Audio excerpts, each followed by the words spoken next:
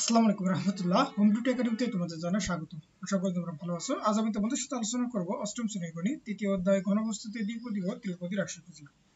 তোমাদেরকে বলতে চাই, তোমরা যদি আমার চ্যানেল নতুন হয়ে থাকো অবশ্যই চ্যানেলকে সাবস্ক্রাইব করিও। তাহলে আজকে আমাদের মূল আলোচনার বিষয় মূলত হচ্ছে এই যে উৎপাদক নিয়ে। তাহলে উৎপাদক বলতে আমরা কি বুঝি, আমরা এই নিয়ে আর কি করবো আলোচনা করবো। আর তোমরা যদি আমার আগের ভিডিওগুলো দেখতে চাও আমি ডিসক্রিপশনে লিংক দিয়ে দেবো, তোমরা চাইলে সেখান থেকে দেখতে পারো। তাহলে এখানে আমাদেরকে কি বলতেছে যে উৎপাদক শব্দটির সঙ্গে আমরা আগে থেকেই পরিচিত। তাহলে তোমরা জানো যে কোনো একটি সংখ্যার উৎপাদক আরেকটি সংখ্যা যাকে দিয়ে আগের সংখ্যাটিকে ভাগ করা যায়। যেমন 5 10-এর একটি উৎপাদক, কারণ আমরা 10-কে 5 দিয়ে ভাগ করা যায়। আবার 2ও কিন্তু 10-এর একটা উৎপাদক, কারণ আমরা 10-কেও কি করতে পারি, 2 দ্বারা ভাগ করতে পারি। তাহলে 10-কে 2 দিয়ে ভাগ করা যায়। এইভাবে একটি সংখ্যার একাধিক উৎপাদক আছে। তোমরা জানো যে 1 যে কোনো সংখ্যার একটি উৎপাদক, কারণ যে কোনো সংখ্যাকে 1 দিয়ে ভাগ করা যায়। আবার যে কোনো সংখ্যা নিজেই তার একটি উৎপাদক। তাহলে সুতরাং প্রত্যেকটি সংখ্যার কমপক্ষে 2টি করে উৎপাদক আছে। তাহলে কি বুঝলাম, যে কোনো একটা সংখ্যার একটা উৎপাদক 1 এবং ওই সংখ্যাটা নিজেই। এই কারণে প্রত্যেকটা সংখ্যারই আমার কটা করে উৎপাদক থাকবে, মূলত 2টা করে। তাহলে যে সকল সংখ্যা শুধু 2টি ভিন্ন উৎপাদক আছে সেই সকল সংখ্যাই মূলত হচ্ছে কি মৌলিক সংখ্যা। তাহলে এবার আমরা সংখ্যা রাশির ধারণা থেকে বীজগণিতিক রাশির উৎপাদকের ধারণা পেতে পারি। কোনো একটি বীজগণিতিক রাশির উৎপাদক আরেকটি বীজগণিতিক রাশি যাকে দিয়ে আগের রাশিকে ভাগ করা যায়। যেমন x-1 একটি বীজগণিতিক রাশি আর x² - 1 একটি উৎপাদক। তাহলে কারণ আমরা কি বলতে পারি যে x² - 1 কে x-1 দিয়ে ভাগ করা যায়। তো চলো আমরা আসলে এটিকে ভাগ করতে পারি কিনা একটু দেখি। যে x² - 1 কে আমরা x-1 দ্বারা কি করব, ভাগ করব। তাহলে আমরা কি করব, এবার হচ্ছে x² মাইনাস কি দেওয়া আছে 1, একে আমরা কি দ্বারা ভাগ করব, মূলত হচ্ছে x-1 দিয়ে। তাহলে এটা দ্বারা যদি আমরা ভাগ করি তাহলে আমাদের এখানে কি আসবে, মূলত আমরা দেখো এটাকে কি লিখতে পারি, যে এই যে x² মাইনাস 1 এর উপর স্কয়ার দিতেই পারি, আর নিচে হচ্ছে x মাইনাস কত 1। তারপর আমরা সূত্র একটা জানি যে a² - b² সমান আমরা জানি হচ্ছে a প্লাস b ইনটু হচ্ছে কি জানি a মাইনাস b।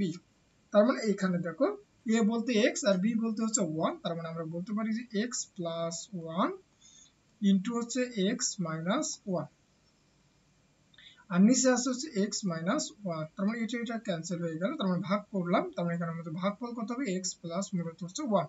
তার মানে যেহেতু আমার x² - 1 কে কত দ্বারা x - 1 দ্বারা ভাগ করা যাচ্ছে, তার মানে এটা হচ্ছে আমার কি একটা উৎপাদক।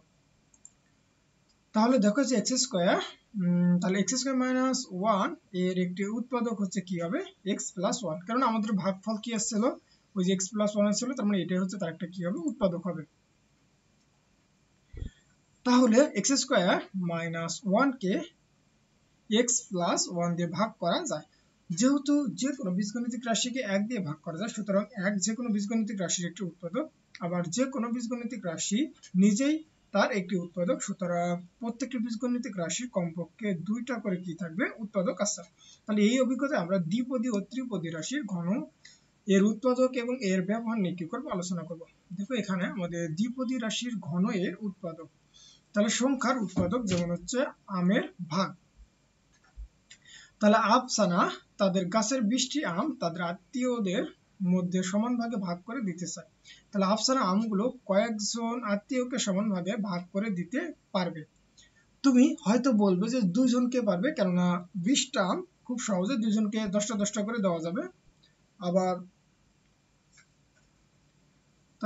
আবার সমান 2 ভাগে ভাগ করা যাবে। তাহলে 10টা করে আম দিলে সমান 2 ভাগে ভাগ করা যাবে। আবার হচ্ছে 10 দিয়ে 20কে ভাগ করা যায়, অর্থাৎ 10 কি হবে, 20-এর একটি উৎপাদক।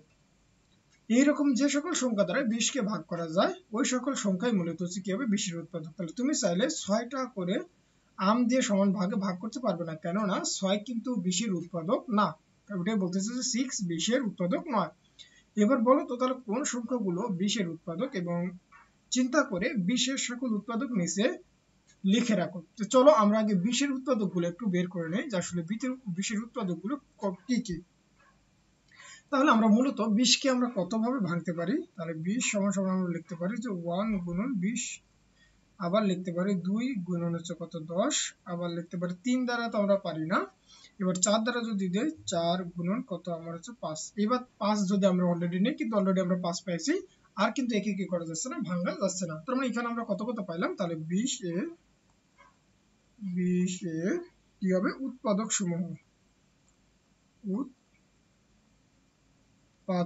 সমূহ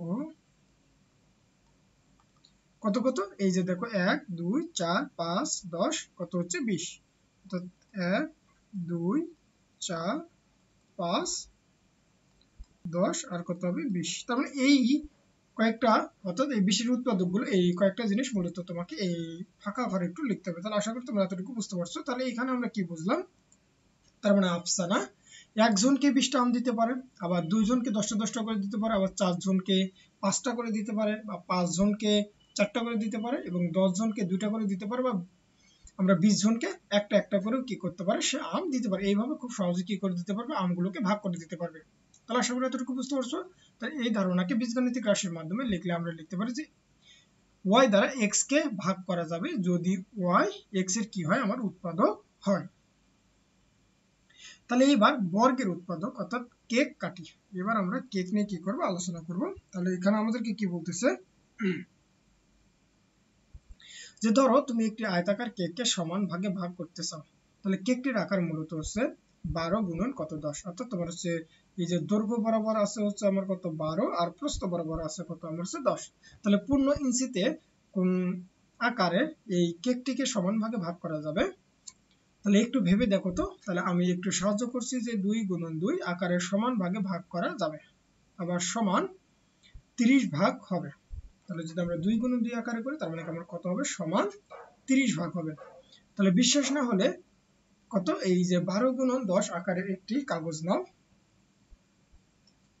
এরপর দৈর্ঘ্য প্রস্থ উভয় দিকে 2 ইঞ্চি পর পর একটু করে দাগ টানো। অর্থাৎ এই যে এরকম করে আমার 2 ইঞ্চি পর পর করে আমাকে কি করতে হবে, দাগ টানতে হবে। এই বরাবর আবার হচ্ছে এই বরাবর 2 ইঞ্চি পর পর করে কি করব, দাগ টানবো। তাহলে দেখো তো কাগজের সমান কয়টি ভাগে ভাগ হয়েছে, অবশ্যই দেখবা কত ভাগে, 30টা ভাগে ভাগ হয়েছে। যেহেতু 2 গুণন 2 আকারে ভাগ করা যায়, সুতরাং 2 গুণন 2 হবে 12 গুণন 10 এর একটি কি উৎপাদক। তাহলে এবার চিন্তা করো যে এই যে 12 গুণন 10 আকারে কেকটিকে পূর্ণ ইঞ্চিতে যত আকারে ভাগ করা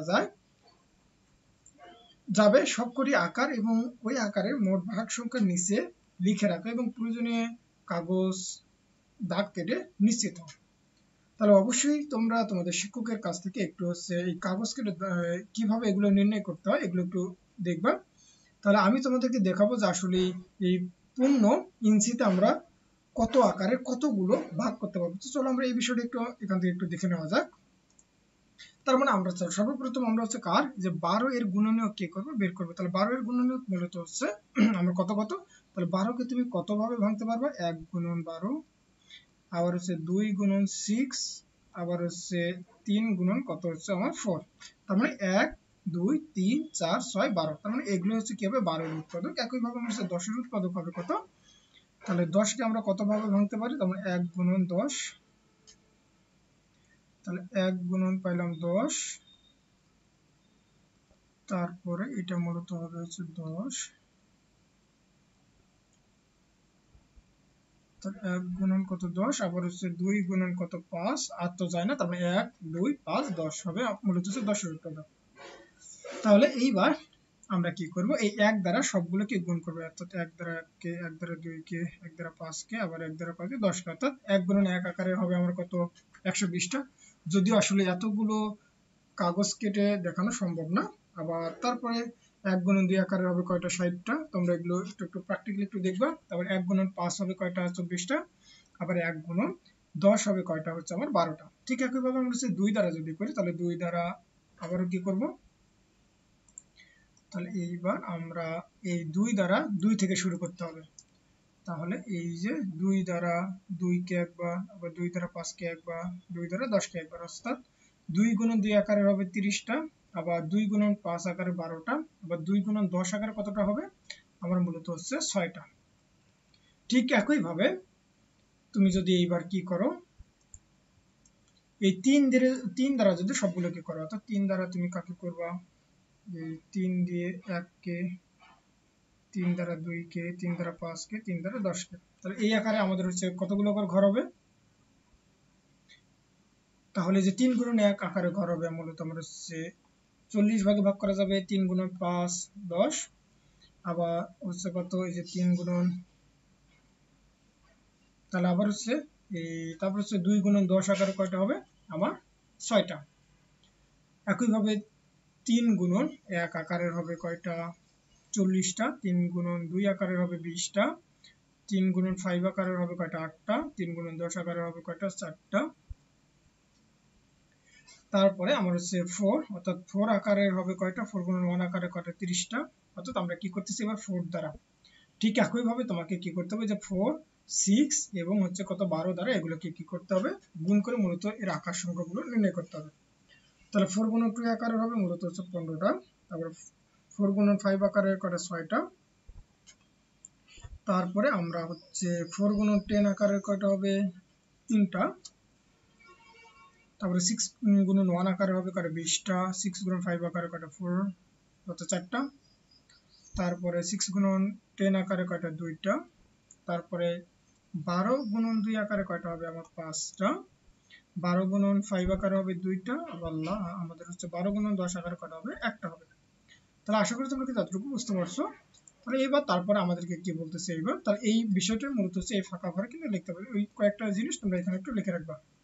তাহলে লক্ষ্য করো যে তোমরা লেখা আকারে 3 গুণন 3 আকারে কোনো কেক নাই, আবার 3 গুণন 3 কিন্তু আমার হচ্ছে 12 গুণন 10-এর কোনো উৎপাদক হবে না। তো 3 গুণন 3 এখানে আমরা কোথাও কি দেখলাম না, আমাদের এগুলোর মধ্যে কোথাও 3 গুণন 3 আকারের কোনো কি নেই, ঘর নেই।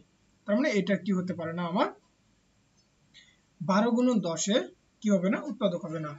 আবার এই যে 12 গুণন 10-এর উৎপাদক আকারের সঙ্গে 12 গুণন 10 আকারের কোনো সম্পর্ক খুঁজে পাও কি? পেলে এখানে লিখে রাখো। তার মানে আমরা কি এর মধ্যে কি কোনো পাইছি সম্পর্ক? পাইছি, অবশ্যই আমরা পাইছি। লাস্ট দেখো যে লাস্টেরটাই আমরা পাইছি, এই যে 12 গুণন 10 আকারে কিন্তু একটা সম্পর্ক পাইছি। এটাই মূলত এই ফাঁকা ঘরে লিখতে হবে। দেখো এখানে 2টা ফাঁকা ঘর আছে, আসলে 2টা ফাঁকা ঘরে লেখার দরকার নেই, আমরা এই ফাঁকা ঘরে এবার লিখবো। যেহেতু আমরা সম্পর্ক পাইছি তাহলে এখানে আমরা কি লিখতে পারি, যে 12 গুণন 10 এর উৎপাদকের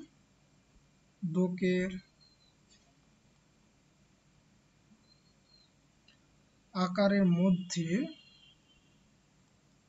আমরা হচ্ছে 12 গুণন 10, তার মানে এটা হবে কত? 12 গুণন 10 হলো সবচেয়ে হচ্ছে কি হবে, বড় উৎপাদক। অর্থাৎ এর বড় আমরা পাবো না, সবচেয়ে বড় উৎপাদক। তাহলে এই ক্ষেত্রে আমরা কি বলতে পারি, এক্ষেত্রে কেকটি